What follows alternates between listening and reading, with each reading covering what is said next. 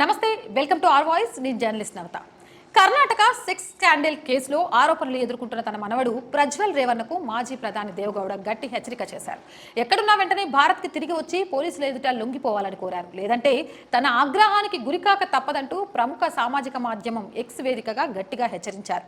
ఈ మేరకు ప్రజ్వల్ రేవన్నకు ఇదే నా హెచ్చరిక పేరుతో ఓ లేఖను కూడా పోస్ట్ చేసి దాన్ని జత చేశారు. నా సహనాన్ని పరీక్షించొద్దు, ఎక్కడున్నా వెంటనే భారత్కి తిరిగి రావాలి, పోలీసుల ఎదుట లొంగిపోయి చట్టపరమైన విచారణను ఎదుర్కోవాల్సిందిగా ప్రజ్వల్ని నేను హెచ్చరిస్తున్నాను, లేదంటే నా ఆగ్రహానికి గురి కావాల్సి ఉంటుంది అని దేవగౌడ ఎక్స్లో పేర్కొన్నారు. మే 18న స్థానిక ఆలయానికి వెళ్ళినప్పుడు ప్రజ్వల్ రేవన్న గురించి మీడియాతో మాట్లాడినప్పుడు దేవగౌడ తన లేఖలో ఈ అంశాలను పేర్కొన్నారు. అంతేకాదు, ప్రజ్వల్ చేసిన పని తనకు, తన కుటుంబానికి, సహచరులను, స్నేహితులను, పార్టీ కార్యకర్తలను షాక్కు గురి చేసినట్లు చెప్పారు. దాని నుంచి కోలుకోవడానికి కొంత సమయం పట్టిందని పేర్కొన్నారు. అతను విదేశీ పర్యటనకు సంబంధించి సమాచారం తనకు పూర్తిగా తెలియదని దేవగౌడ పేర్కొన్నారు. ఏదేమైనా వెంటనే భారత్కి తిరిగి వచ్చి పోలీసుల ఎదుట లొంగిపోవాలన్నారు. ఇది విజ్ఞప్తి కాదని, ఇది ప్రజ్వల్కి తాను చేస్తున్న హెచ్చరిక అని లేఖలో దేవగౌడ కోరారు. ఇక ఏప్రిల్ 26న జరిగిన కర్ణాటక లోక్సభ ఎన్నికల తొలి దశకు ముందు ప్రజ్వల్ పై లైంగిక వేధింపులకు పాల్పడినట్లు ఆరోపణలు వచ్చిన విషయం అందరికీ తెలిసిందే. ఆ తర్వాత అతను విదేశాలకు పారిపోయాడు. దీంతో పోలీసులు ప్రజ్వల్ పై అరెస్ట్ వారెంట్ కూడా జారీ చేశారు. వారం రోజుల్లో భారత్కి వస్తానని ప్రజ్వల్ ఎక్స్ వేదికగా స్పందించారు. అయితే ఇప్పటి వరకు అతడు భారత్కి తిరిగి రాలేదు. దీంతో ప్రజ్వల్ దౌత్య పాస్పోర్ట్ ని రద్దు చేయాలని కర్ణాటక ప్రభుత్వం కేంద్రానికి లేఖ కూడా రాసింది. లైంగిక ఆరోపణల కేసులో ప్రజ్వల్ రేవన్నపై ఇప్పటికే న్యాయస్థానం అరెస్ట్ వారెంట్ ని జారీ చేసిందని, ఈ క్రమంలో వెంటనే అతన్ని దౌత్య పాస్పోర్ట్ ని రద్దు చేయాలని విజ్ఞప్తి చేసింది. ఈ నేపథ్యంలో కుమారస్వామి సైతం ప్రజ్వల్కి ఇటీవలే కీలక విజ్ఞప్తి చేసిన విషయం కూడా మనకు తెలిసింది. తనపై హెచ్డి దేవగౌడపై ఏమాత్రం గౌరవం ఉన్నా 48 గంటల్లో స్వదేశానికి తిరిగి వచ్చి సిట్ ఎదుట లొంగిపోవాలని కోరారు. ఎక్కడున్నా భారత్కి తిరిగి వచ్చి విచారణకు హాజరవు, తప్పించుకోవద్దని నేను అభ్యర్థిస్తున్నాను. ఏ తప్పు చేయకపోతే ఎందుకు భయపడుతున్నావు? ఎన్ని రోజులు దొంగ పోలీస్ ఆట ఆడతావు? విదేశం నుంచి వచ్చి విచారణకు సహకరించు అని విజ్ఞప్తి చేశారు.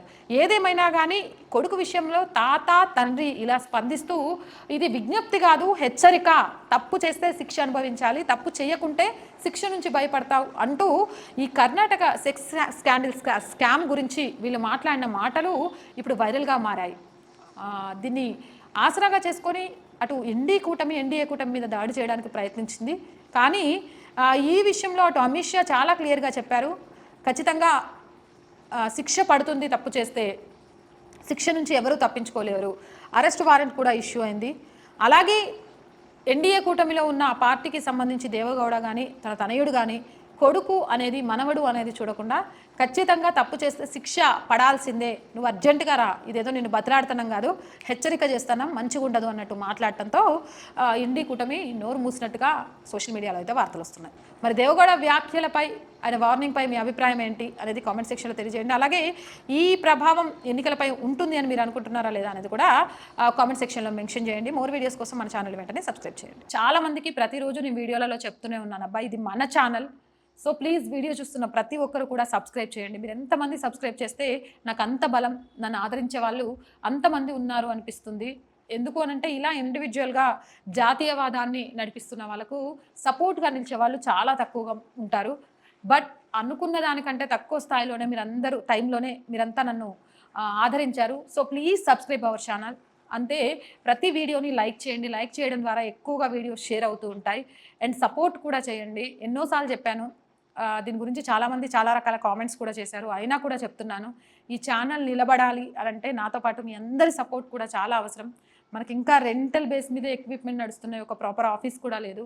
ఇవన్నీ మనవి అనేవి సంపాదించుకోగలిగితే ఖచ్చితంగా ప్రభుత్వానికి, ప్రజలకు మధ్య ఒక వారధిగా ఉంటూ జాతీయవాదాన్ని జనాల్లోకి తీసుకెళ్లడంలో మన ఛానల్ తన వంతు పాత్ర పోషిస్తుంది. రేజ్ యువర్ వాయిస్ పేరుతోటి ప్రతి ఒక్కరి వాయిస్ని రేజ్ చేస్తూ ప్రతి సమస్య మీద కూడా కొట్లాడుతుంది.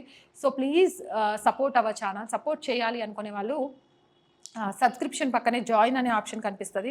1 to 5 లెవెల్స్ ఉంటాయి, ఏదో ఒక లెవెల్లో సపోర్ట్ చేయండి. అలాగే స్క్రీన్ మీద గూగుల్ పే, ఫోన్పేతో పాటు అకౌంట్ డీటెయిల్స్ ఉంటాయి, అలా కూడా సపోర్ట్ చేయొచ్చు. అండ్ వ్యాపార ప్రకటనల కోసం కూడా సపోర్ట్ చేయండి, దాని ద్వారా మీ వ్యాపారాన్ని విస్తరించుకోవచ్చు, మన ఛానల్కి సపోర్ట్ చేసినట్టుంటుంది. So please support our channel, subscribe our channel. జై భారత్.